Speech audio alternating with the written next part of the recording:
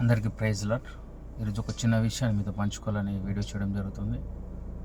ఈరోజు మన క్రైస్తవుల బిడ్డలైన మనందరము తప్పేం చేస్తున్నారంటే అందరూ తెలియని వరకు నేను కూడా అందులోనే ఉంటాయి. ఒక చదువు వచ్చిన వాడు, చదువు రాని వాడు, ఇద్దరు వ్యక్తులు ఉన్నప్పుడు ఒక చదువు రాని వ్యక్తి ఏం చేస్తారంటే తనకి ఏదన్నా ఒక లెటర్ వచ్చినప్పుడు చదువు వచ్చిన దగ్గరికి వెళ్తాడు. వెళ్ళి అయ్యా ఇగో నాకు ఈ లెటర్ వచ్చింది, ఇది దీంట్లో ఏముందో కోసం చదివి చెప్పరు అన్నప్పుడు ఆ వ్యక్తికి చదువు రాదు కనుక చదువు వచ్చిన వ్యక్తి ఏం చెప్తే అదే గుడ్డిగా నమ్మేయడం జరుగుతుంది.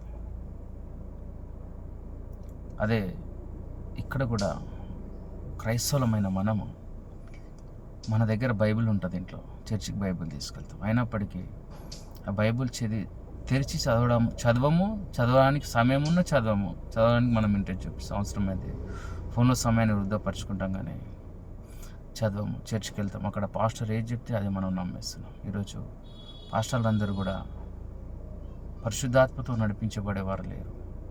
సంఘంలోనే యజబెల్ ఆత్మ ఉంది కాబట్టి ఈరోజు ఎవరు అక్కడ ఏ ఆత్మ చేత నడిపించబడుతున్నారు, అది వాక్యానుసరమా వాక్య విరుద్ధమని తెలియక మనకున్నటువంటి సమస్యల నిమిత్తము ఆశీర్వాదం వస్తుంది, అద్భుతం జరుగుతుంది అనగానే మనం ఎంతో దూర ప్రాంతాల నుంచి ఎన్నో ఖర్చు పెట్టుకొని మన కష్టార్జితాన్ని అలా వృధాపరుచుకుంటూ కానుకలు అనడం వల్ల కానుకలు దేవునికి భయంతో ఇవ్వడము, ఇవన్నీ దేవుడు కానుకలు ఎప్పుడో అడిగాడు, కానీ నీ బ్రతుకు మార్చుకోకుండా ఇచ్చే కానుక ఆయనకు అంగీకారం కాదు. మన పాపాలను విడిచిపెట్టకుండా ఇచ్చేది దేవుడు ఫస్ట్ హృదయాన్ని అడిగాడు. నీ హృదయాన్ని అడిగాడు దేవుడు. గుడిలో లేను, బడిలో లేను, నీ హృదయంలో ఉంటాను. మన హృదయాన్ని పరిశుభ్రపరచుకున్నప్పుడు దేవుడు మన హృదయంలోనే ఉంటాడు, మనలోనే ఉంటాడు. కాబట్టి ఆయన ఆత్మ అయి ఉన్నాడు. కాబట్టి మన ఆత్మ మనలో ఎలాగైతే ఉంటుందో పరిశుద్ధాత్మను మనలో ఉంటాడు, మనల్ని నడిపిస్తాడు, మనల్ని ఏ సమయంలో ఏం చేయాలో మనకు మోపిస్తాడు. అందుకనే ఈరోజు క్రైస్తవ జీవితాలు చచ్చిన స్థితిలో ఉన్నాయి చాలామంది. ఎందుకంటే ఒక శవం పైన, చనిపోయిన శవం పైన కిలో బరువు పెట్టినా 100 కిలోలు పెట్టిన శవానికి ఎలాంటి బరువు తెలియదు, ఎందుకంటే అందులో ప్రాణం లేదు కనుక. ఇక్కడ కూడా మనం కూడా మనలో పరిశుద్ధాత్మ లేనంత వరకు తప్పేంది ఒప్పేంది మనకు తెలియదు, ఎందుకంటే చచ్చిన స్థితిలో ఉంది మన పరిస్థితి. అందుకే మనలో పరిశుద్ధాత్ముడు ఉన్నప్పుడు అక్కడ ప్రాణం ఉన్న బాడీ పైన 1 కిలో 2 కిలోలు కానీ 10 కిలోలు కానీ పెట్టినప్పుడు అయితే ఎలాగైతే బరువు అవుతుందని రెస్పాండ్ అవుతుందని తీసివేయమని ఎలాగైతే మనం చెప్తాం, అదే రీతిగా మనలో పరిశుద్ధాత్మను పొందుకొని జీవించినప్పుడు మనం ఒక చిన్న తప్పు చేసినా దాన్ని ఒప్పుకునేంత వరకు పరిశుద్ధాత్ముడు మొదటిగా చేసే పని మన పాపాలను చేయడం, అంతేగాని ఆశీర్వాదాలు అద్భుతాలు చేయడం జరగదు. ఒక రాత్రులు ఏది జరిగిపోదు. మనం ఒక పంట వేస్తేనే దానికి ఒక కాలం ఉంటుంది, ఒక 6 నెలలు పట్టవచ్చు, 3 నెలలు పట్టవచ్చు. ఒక కాలాన్ని బట్టి ఒక పంట వస్తుంది, అంతేగాని అది చేస్తేనే వస్తుంది, చేయాల్సిన పద్ధతిలో చేస్తేనే వస్తుంది. ఎట్లా పడితే అట్లా చేస్తే కూడా విత్తనాలు వేసామని చెప్పేసి ఇంటికాడ కూర్చుంటే కాదు. అదే కూడా మన క్రైస్తవ జీవితంలో కూడా అంతే. మనము రక్షణ పొందుకొని దేవుడు ఏం చెప్తుండో దాని ప్రకారం మనం ఒక్కొక్కటిగా మార్చుకుంటూ మన బ్రతుకును మార్చుకుంటూ వాక్యానుసారంగా మన జీవితాన్ని బ్రతికినప్పుడు దేవుడు అంటున్నాడు, మనుష్య కుమారుడు ఏమంటుంది దేవుడు, నేను లేఖనం నెరవేర్చడానికి నేను వచ్చాను కానీ లేఖనాన్ని కొట్టివేయడానికి కాదు. దేవుడు ఏం చేసినా వాక్యానుసరంగా చేశారు కానీ వాక్య విరుద్ధంగా చేయరు. నేను కూడా లోకంలో ఉండి ఎన్నో ప్రయత్నాలు చేశాను బ్రతకడానికి, బాగుపడడానికి. ఎవరైనా సమాజంలో బాగుండాలి, బ్రతకాలంటే డబ్బు వలన ఆశ ఉంటుంది, కానీ ఇక్కడ దేవుడు మనకు ఒక ధర్మశాస్త్రాన్ని ఇచ్చాడు. మనం ఎలా బ్రతికితే ఎలాంటి ఆశీర్వాదాలు వస్తాయి, ఎలా బ్రతికితే ఎలాంటి శాపాలు వస్తాయని బైబిల్లో క్లియర్గా ఉంది. ప్రతి మత గ్రంథంలో ఉన్నాయి వారి మత గ్రంథాలు. కానీ ఈరోజు మనుషులమైన మనము బ్రతకడానికి ఎన్నో బుక్కులు చదువుతాం, కానీ మనం ఏందో దేవుడు మనల్ని ఇక్కడ ఎందుకు పెట్టాడో, దేవుడు ఏందో చీకటి అంటే వెలుగు చీకటి ఎలాగుందో దేవుడు ఉన్నాడు, నెగిటివ్ ఆపోజిట్ సైతాను దురాత్మలు కూడా ఉన్నాయి. ఆ దురాత్మలు మనం ఎలా దోచుకుంటున్నాం ఈ విషయం పైన అవగాహన లేక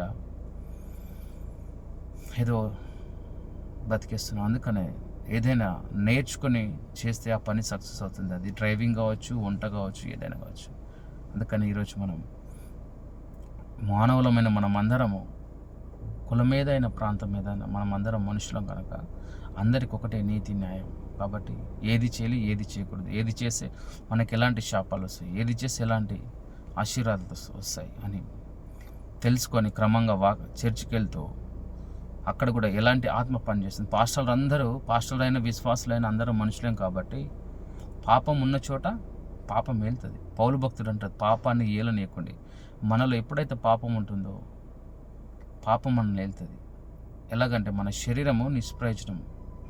ఒక బండి కానీ కారు కానీ అదేం చేయదు. ఆ డ్రైవర్ ఎలా నడిపిస్తే ఆ కారు కావచ్చు అలా వెళ్తుంది. అంటే ఇక్కడ కూడా మనలో పరిశుద్ధాత్మ లేనంత వరకు మనల్ని చీకటైన మనం ఏదో రీతిగా ప్రతి వారం తప్పులు చేసే ఉంటాం. పాపం అంటేనే లూసిఫర్ అంటే పాపం మనలో ఉన్నప్పుడు లూసిఫర్ గాడే మనల్ని నడిపిస్తుంటాడు. స్పిరిట్ మన జీవింపజేసే ఆత్మ ఎలాగైతే ఉందో పరిశుద్ధాత్మను ఆత్మనే ఉన్నాడు, దురాత్మలు ఆత్మలు ఉన్నాయి. కాబట్టి పరిశుద్ధాత్మ లేనంత వరకు మనలో దురాత్మలు ఉంటాయి. కాబట్టి మారు మనసు నిమిత్తం బాప్తీసం తీసుకొని పరిశుద్ధాత్మ వరం పొందుకొని పరిశుద్ధాత్మని కలిగి జీవించినప్పుడే మన క్రియలు కావచ్చు, మన తలంపులు కావచ్చు, మన ఆలోచనలు కావచ్చు దేవుని వాక్యానుసారంగా ఉంటాయి. కాబట్టి పరిశుద్ధాత్మ మనలో ఉన్నప్పుడు ఆయనే బోధిస్తాడు. మనకు ఒక పక్కన మన స్నేహితుడు, మంచి స్నేహితుడు ఉంటే మనకు మంచిగా చెప్తాడు. అదే రీతిగా ఒక మనిషిని పట్ల ఇద్దరు వ్యక్తులు ఉన్నప్పుడు ఒక మంచి స్నేహితుడు, ఒక మంచి వ్యక్తి ఉంటాడు, ఇంకో చెడ్డ స్నేహితుడు ఉంటాడు. మంచి వ్యక్తి ఎప్పుడైనా మంచిగా చెప్తాడు, చెడు వ్యక్తి చెడు చెప్తాడు. ఇక్కడ ఇద్దరు మనతో మాట్లాడేది ఎలాగైతే మనకు తెలుస్తుంది. ఇక్కడ కూడా మన మైండ్లో వచ్చే ఆలోచనలు కీర్తనలు 32:8 ఉంటుంది. నీ పైన దృష్టి ఉంచి నీకు ఆలోచన చెప్తా అంటాడు దేవుడు. అందుకనే మనలో వచ్చే ఆలోచనలు పరిశుద్ధాత్మనిగా లేకపోతే పాపని అంటే పరిశుద్ధాత్మ లేనంత వరకు మనకు వచ్చే ఆలోచనలు తలంపులన్నీ కూడా మనల్ని నష్టం వైపే. ఏ బిజినెస్ చేసినా, ఏ వ్యాపారం చేసినా తప్పు నిర్ణయాలు తీసుకొని తప్పుడుగా ఇన్వెస్ట్ చేసి మన హృదయం, సమయం, కాలం అన్నీ వ్యర్థపరుచుకుంటాం. నా జీవితంలో కూడా అది జరిగింది. ఇది అనుభవపూర్వకంగా చెప్తున్నాను. కాబట్టి మారు మనసు నిమిత్తం బాప్తీసం పొందుకొని క్రమంగా నా జీవితంలో కూడా ఎన్నో ప్రయత్నములు చేసి నేను ఓడిపోయాను. ఇప్పుడే నేను తెలుసుకున్నాను. కాబట్టి మీతో పంచుకుంటాను. ఎందుకంటే మనం ఎలా పడితే అలా జీవించినప్పుడు మనకు షార్ట్ కట్లో ఏది రాదు. అది ఎలా వస్తే అలా వెళ్ళిపోతుంది. షార్ట్ కట్లో మనకు ఈజీ మనీ. ఈరోజు లోకంలో ప్రజలు ఈజీ మనీ. దానివల్ల ఏమవుతుంది, ఫస్ట్ వస్తాయి, తర్వాత ఏమవుతుంది, ఎలాగైతే వెళ్ళిపోతాయో మన జీవితం కూడా అంతే. దేవుడిచ్చే ఆశీర్వాదమే శాశ్వతంగా ఉంటుంది. కానీ మనం ఒకరిని మోసం చేసి ఎవరు మాయమాటలు చెప్పి వచ్చింది మనకు అది శాపమే, కానీ ఎప్పుడు కూడా ఆశీర్వాదం కాదు. కాబట్టి తెలుసుకొని మనం సచ్చిన స్థితిలో ఉన్న సంఘానికి అయితే వెళ్ళొద్దు. ఎందుకంటే గురువును బట్టే శిష్యులు ఉంటారు. అందుకనే అక్కడ పాస్టర్ను బట్టే మన ఆత్మీయ జీవితం ఉంటుంది. కాబట్టి ఏ సంఘానికి వెళ్ళినా అక్కడ వాక్యానుసరంగా ఉందా, వాక్య విరుద్ధంగా ఉందా అనేది పరీక్షించి తెలుసుకొని. ఎందుకంటే ఈరోజు అనేక మంది క్రైస్తవులు ఈరోజు వాళ్ళకి ఆశ ఉంది, చర్చికి వెళ్తున్నారు ఎంతో ఆశతో, కానీ అక్కడ సంఘ కాపరే. ఎందుకంటే వారు కూడా మనుషులు, వారికి కూడా లోక బలహీనతలు ఉంటాయి. కాబట్టి వారు ఏదో రీతిగా పాపం చేసి వారే ఈరోజు తప్పుడు బోధలు చేస్తూ ఉండడం వల్ల కింద ఉన్నటువంటి విశ్వాసులు, వాక్యం తెలియని విశ్వాసులు, ఆ చదువురాని వ్యక్తి ఎలాగైతే మోసపోతున్నాడో ఒక లెటర్ విషయంలో. అందుకనే ఈరోజు అందరూ అలా ఉండరు. కొందరు ఉన్నది ఉన్నట్లుగా చెప్పేవాళ్ళు కూడా ఉంటారు.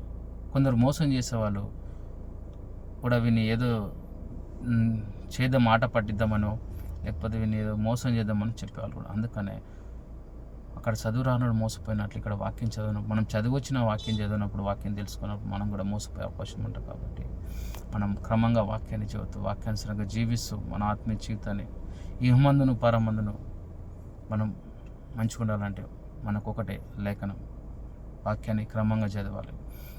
వాక్యానుసరమా, వాక్య విరుద్ధమా పరీక్షించి తెలుసుకున్నాను. ఏదైనా మనం పరీక్షించి తెలుసుకుంటేనే తెలుసుకోవాల్సిన అవసరం ఎంతైనా ఉంది. ఏది కూడా గుడ్డిగా నమ్మద్దు.